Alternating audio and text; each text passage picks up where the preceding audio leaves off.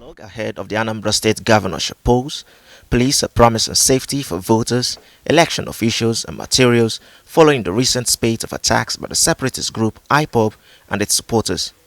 The National Institute for Legislative and Democratic Studies is putting together the discourse and says it is doing so to ensure a hitch-free election. We have convened this important roundtable to gain insight from stakeholders into the issues likely to shape the gubernatorial election in Anambra State. This roundtable will also shed light on the level of preparedness of all stakeholders, including INEC, political parties, the Nigerian police, and other security agencies, as well as the CSO. Anambra, like some southeastern states, has witnessed heightened tension due to agitation for self-determination by the separatist group. The tension has now led to fears that the governorship election may be postponed or witness massive violence. The police say they are battle-ready for troublemakers.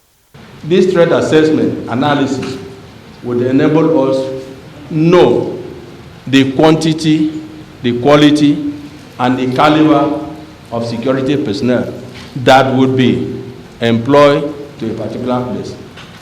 Through this threat analysis, we will know who are the likelihood people that are going to give us problems. In so place, like we have the ESN, the IPOP, where is their stronghold? Are they likely to bring problems for us? So this will determine how we are going to deploy in such a place. We will also deploy unarmed policemen to polling unit. We will not deploy armed men to polling unit. Rather, we will deploy armed men at the periphery, according to INEC rule. Election monitoring groups and other civil society organizations warn that the current pre-election activities in Anambra State have shown trends of threats and violence. They want more investment in security. Anambra State has a history of election violence, and so we are worried. The issue of thuggery and godfatherism. The civil society community is keenly watching the process and will not hesitate to call on any group or individuals who violate any part of the electoral law or the Constitution of Nigeria as it documents incidences and also the violence, the intimidation, suppression in Anambra State. Representatives of political parties contesting the polls speak on how peaceful elections can be conducted.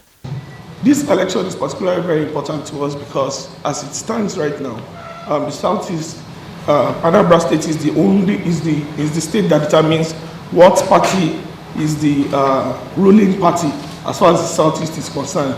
As we all know, the PDP has 2 states in the Southeast, the APC has 2 states in the Southeast, and ABGA, the only holdout state, has 1, which is what we are going into for. The people are with us, the People's Democratic Party, and because the people are with us, we cannot engage in act of government.